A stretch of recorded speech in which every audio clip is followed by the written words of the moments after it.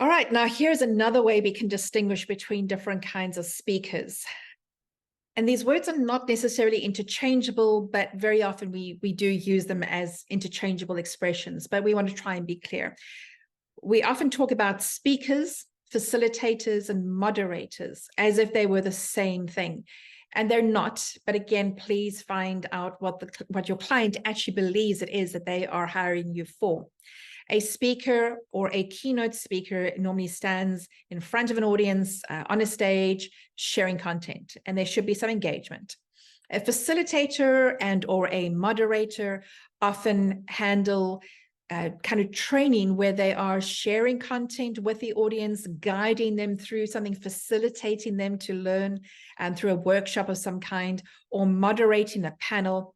We have trainers, of course, and there are many trainers in the speaking world, and we eventually don't make a distinction between them because some people could speak and then get a whole lot of training from that, or they could be training workshops and then be invited to speak at a conference to tie up their lessons. And then we have coaches. Coaches typically deal with a client one-on-one. They are assisting one person to develop some element of their life and make some progress. But we find many coaches as part of the training, moderating, facilitating, and speaking world, and we certainly welcome them. You'll find most associations around the world have a number of coaches, people who are primarily coaches, and they do some speaking on the side. And you'll also find many, many speakers and trainers who have added a coaching element into the product offering that they give to their clients. And then you have the master of ceremonies, the MC.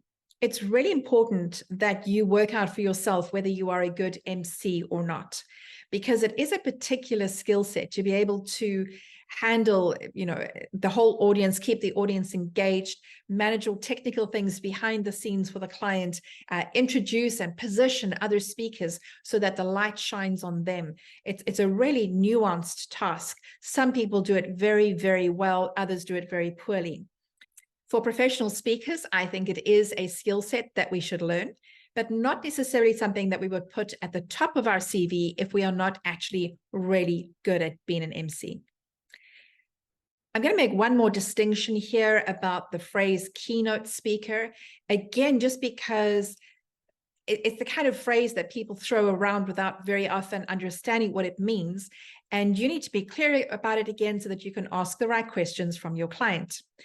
The keynote speaker very often was the opening speaker at the start of a conference who would position what the entire conference was about, position the tone of the conference, and set up the other speakers afterwards to be able to slot in terms of what was going to be delivered to the audience. It literally is that key note at the beginning of a symphony to which all the rest of the musicians would make sure that they were in tune with that one key note. And that is what we should be doing as a speaker. We very often use the phrase keynote speaker to refer to any person who speaks at any point in the stage, anyone who speaks in front of an audience or from a stage, or any speech that is about 45 minutes in duration. And where that length of time comes from is also debatable. So while the keynote speech is supposed to be just that very first speech, it's used very often for any other kind of speech for a conference, and it is an expression that we use. There isn't a distinction necessarily between keynote speaker and professional speaker. We would assume that the keynote speaker would be a professional speaker, but not necessarily. A keynote speaker could be someone who has a lot of experience in an industry or profession, and they're going to set up a conference. Maybe they're the managing director or the founder of an organization, and they've got really good speaking skills. But we don't need to make a distinction between keynote speaker and professional speaker for the sake of our CVs or for our LinkedIn profiles.